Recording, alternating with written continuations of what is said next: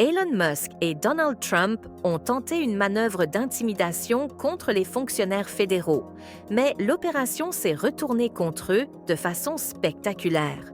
Tout a commencé lorsqu'une publication incendiaire de Trump sur son réseau social a exhorté Musk à adopter une attitude plus agressive. Il saluait le travail de Musk tout en lui demandant d'intensifier ses efforts pour sauver le pays. En réponse, Musk a rapidement annoncé qu'un email serait envoyé à tous les employés fédéraux pour leur demander de justifier leur utilité sous peine de licenciement.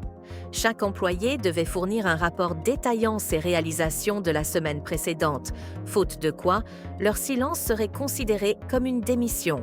Cette démarche, non seulement illégale, était clairement une tentative d'intimidation massive envers des millions de fonctionnaires.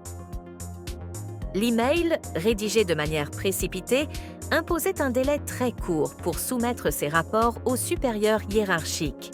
Cette tactique semblait avoir pour objectif de semer la panique et d'inciter à l'erreur. Elle s'inscrivait dans un plan plus large de Musk visant à affaiblir la fonction publique et à favoriser les intérêts privés, notamment les siens. L'initiative a provoqué un tollé parmi les fonctionnaires, qui ont dénoncé un abus de pouvoir manifeste et une tentative de harcèlement professionnel. Face aux critiques grandissantes, Musk a tenté de minimiser l'affaire en affirmant qu'il s'agissait d'une simple demande et qu'une réponse même succincte suffirait.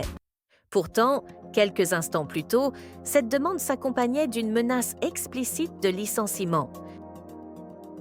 Trump, de son côté, a soutenu la démarche en insistant sur l'importance de vérifier l'utilité réelle des fonctionnaires. Il a même suggéré que ceux qui ne répondaient pas étaient d'aller probablement inutiles.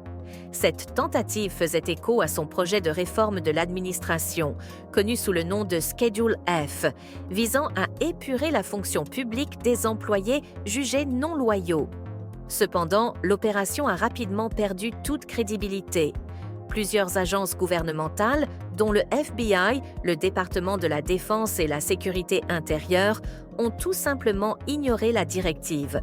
Même certains membres de l'administration Trump ont conseillé à leurs employés de ne pas répondre, conscients des risques légaux associés à cette initiative. Sur Internet, la réaction ne s'est pas fait attendre. Des milliers de personnes ont inondé la boîte mail concernée de messages parodiques, allant de scénarios de films à des critiques acerbes envers Musk et ses échecs. Cette avalanche de moqueries a définitivement tourné l'initiative en ridicule, révélant que ni le gouvernement ni le public ne prenaient cette tentative au sérieux.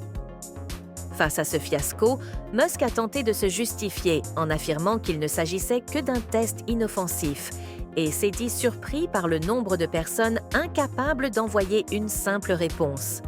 Mais la réalité est que cette tentative de purge massive des fonctionnaires s'est effondrée aussi rapidement que la vitre incassable du Cybertruck. Ce coup de force raté démontre une chose.